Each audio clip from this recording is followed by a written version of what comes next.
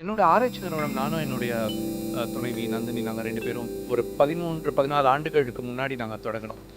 நாளைக்கு தேவையான மொழி படிக்கிறதுக்கான கருவிகளை இன்னைக்கு உருவாக்க ஆரம்பிக்கணுன்றது தான் இதோட எண்ணம். 13 ஆண்டுகளா ஆராய்ச்சி நிலையில இருந்தது. இந்த கடந்த ஒரு 2 ஆண்டுகளா பள்ளிகளுக்கு எடுத்துட்டு போயிட்டு இருக்கோம்.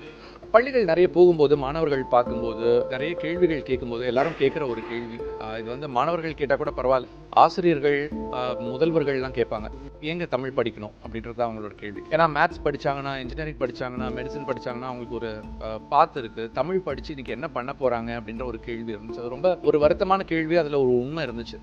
அந்த கேள்விக்கு விடை சொல்லணுன்றது தான் எங்களை ஆராய்ச்சியோட ஒரு நோக்கமாக இருந்துச்சு. அதை நோக்கி நாங்கள் போனோம்.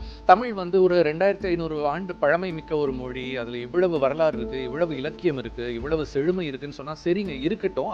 அதை வச்சுட்டு என்ன பண்ண போகிறாங்க மாணவர்கள்ன்றது தான் அவங்களோட கேள்வியாக இருந்துச்சு. கற்றல்ன்றதுக்கு வந்து காரணம் தேவையில்லை. முதல்ல கற்றல் வந்து ஒரு வாழ்க்கையோட ஒரு ஒரு ஒரு பகுதி, அப்படி நம்ம சுவாசிக்கிற மாதிரியான ஒரு பகுதி. ஆனால் கற்றலுக்கு காரணம் தேவைப்படுதுன்னு போது அந்த காரணத்தை நம்ம வந்து கொண்டு போய் ஒரு 2500 ஆண்டுக்கு முன்னாடி வைக்கக்கூடாது. நம்ம ஒரு 2000 ஆண்டுக்கு அப்புறம் வைக்கணும்.